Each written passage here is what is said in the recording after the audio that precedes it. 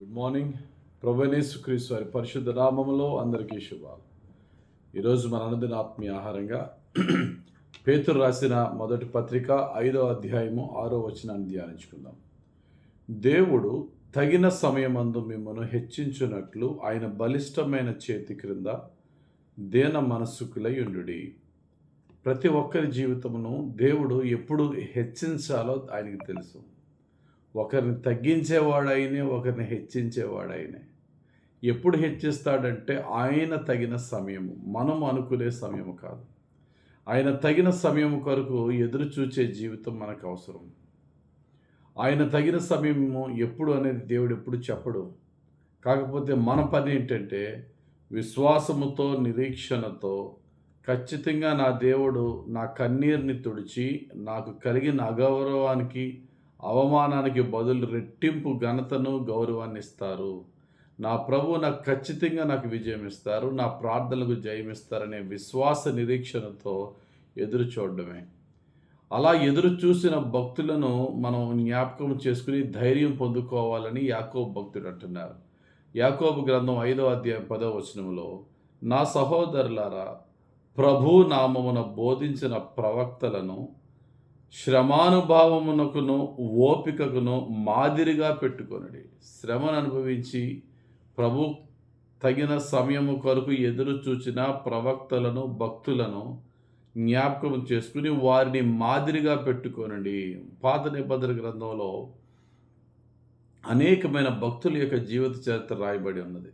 అందులో చాలా స్పష్టంగా దేవుడు వారిని దీవించినప్పటికీ ఆశీర్వాదము యొక్క ఫలము రావడానికి వారు ఎలా ఓపికతో కనిపెట్టారో జ్ఞాపకము చేసుకుని మీరు వారిని మాదిరి చేసుకుని ముందుకు వెళ్ళండి అని యాకోబు భక్తుడు మనకు సలహా ఇస్తున్నారు. అబ్రహాముని దేవుడు ఆశీర్వదిస్తారని చెప్పి, గర్భఫలం ఇస్తారని చెప్పి, ఆ వాగ్దాన గర్భఫలమైన ఇస్సాకుని ఇచ్చేటప్పటికి అబ్రహాం ఎంతకాలం వెయిట్ చేశాడు? 25 సంవత్సరాలు. భక్తుడైన దావీదుని ఇశ్రాయేలుకి రాజుగా భక్తుడైనటువంటి ప్రవక్త అయినటువంటి సమూయేలు అభిషేకించిన తర్వాత ఆయన రాజు అవ్వడానికి ఎంత టైం పట్టింది? బహుశా బాలుడైనటువంటి దావీదుని సమూయేలు అభిషేకించినప్పుడు ఆయన వయసు ఒక 15 సంవత్సరాల వయసు ఉండొచ్చు. కానీ బైబిల్ చెప్తుంది దావీదు ఇశ్రాయేలు మీద రాజు అయినప్పుడు అతని వయసు 30 సంవత్సరాలు.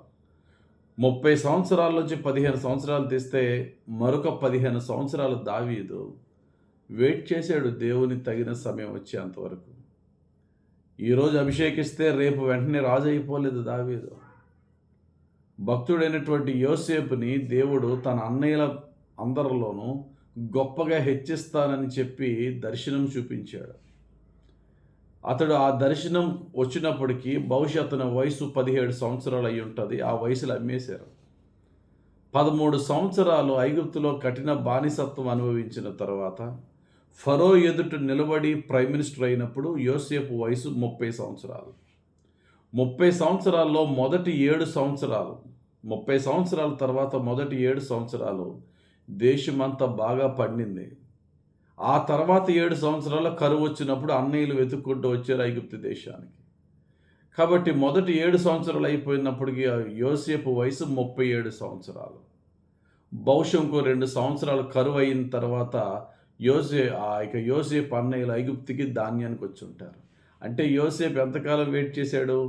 17 సంవత్సరాల వయసులో అమ్మివేయబడితే 37 సంవత్సరాలకి కరువు వస్తే ఇంకో 2 సంవత్సరాల తర్వాత సుమారుగా అంటే 37లోంచి 17 తీసేస్తే 20 సంవత్సరాలు. ఆ 20 సంవత్సరాల తర్వాత కరువు వచ్చింది. బహుశా ఒక 2 సంవత్సరాలకు వచ్చి ఉంటారు. 22 లాంగ్ ఇయర్స్ యోసేపు తన అన్నయ్యలు తన దగ్గర సాగిలపడే ఆ దర్శన నెరవేర్పుకి 22 సంవత్సరాలు వెయిట్ చేశాడు. ఈ వెయిటింగ్ పీరియడ్లో వారి విశ్వాసాన్ని కోల్పోలేదు. ఈ వెయిటింగ్ పీరియడ్లో వారి సొంత పద్ధతులను వారు వెళ్ళలేదు. దేవుని కొరకు ఎదురు చూశారు. అంత భక్తులే అలా వెయిట్ చేసినప్పుడు మనం ఎంత వెయిట్ చేయాలి? మనదంతా ఫాస్ట్ సమాజంలో, ఫాస్ట్ కల్చర్లో మనం ఉన్నాం. ఇప్పుడు అనుకుంటే వెంటనే ఇప్పుడే అయిపోవాలి. కానీ దేవుని పద్ధతి అది కాదు. హబక్కూకు భక్తునితో అంటున్నాడు, హబక్కూకు నేను నీకు ఇచ్చిన దర్శనము నెరవేర్చుతాను, ఖచ్చితంగా నెరవేరుస్తాను, లేట్ అయిందని అనుకోవద్దు అంటారు. హబక్కూకు 2:3లో ఆ దర్శన విషయము నిర్ణయ కాలమున జరుగును, సమాప్తమగుటకు ఆతురపడుచున్నది, అది తప్పక నెరవేరును. అది ఆలస్యముగా వచ్చినను దాని కొరకు కనిపెట్టుము. అది తప్పక జరుగును, జాగు చేయక వచ్చును. అది ఆలస్యంగా జరిగినా ఖచ్చితంగా నా కార్యం జరుగుతుంది. ఈరోజు అదే విశ్వాసంతో ఉందాం. నా దేవుడు ఖచ్చితంగా నా తలను పైకెత్తుతాడు. నాకు కలిగిన బాధ, అవమానాలను తొలగించి సంతోషాన్ని, ఘనతను నా ప్రభు ఇస్తాడు. ఎందుకంటే నేను ఆయన ఆధారం చేసుకుని ఆయన పాదాలు పట్టి బ్రతుకుతున్నాను కనుకని విశ్వాసముతో ప్రభు వైపు చూద్దాం. యెహోవా కొరకు ఎదురు చూచువారు నూతన బలము పొందేదరని యెషయా గ్రంథం 40, 30, 37 వచనాలు ఉంది. కాబట్టి కంగారు పడద్దు, ఇంకెంతకాలం అని కృంగిపోవద్దు. విశ్వాసంతో ప్రభు వైపు చూద్దాం. గొప్ప కార్యాలతో దేవుడు మనలను దీవించి, మన కొమ్మును హెచ్చించి, అనగా మన గౌరవ ఘనతలను హెచ్చించి, ఆయనకు మహిమార్థంగా, యేసయ్యకు మహిమార్థంగా మనం తీర్చిదిద్దునుగాక. ఆమేన్. ప్రార్థన చేసుకుందాం. మహిమగల తండ్రి, ధ్యానించిన వాక్యం బట్టి వందనాలు. ఇచ్చిన వాక్య ప్రకారంగా నీకు బహు నమ్మకంగా మేము బ్రతికి, నీ తగిన సమయం కొరకు విశ్వాసముతో, ఓర్పుతో ఎదురుచూచి, నీ గొప్ప ఫలము పొందుకొని నిన్ను మహిమపరిచే జీవితం మాకు దయచేయమని యేసుక్రీస్తు ప్రభు పరిశుద్ధ నామములో ప్రార్థించి వేడుకొంచున్నాం తండ్రి. ఆమేన్. తండ్రి యొక్కయు, కుమారుడి యొక్కయు, పరిశుద్ధాత్మ దేవుని అభిషేకం హెచ్చుగా మనపై దిగి వచ్చి, ఓర్పు సహనముతో నడిపించి, గొప్ప విజయాలతో, సమాధానంతో, శాంతితో మనల్ని దీవించునుగాక. Amen. God bless you. Have a very blessed day.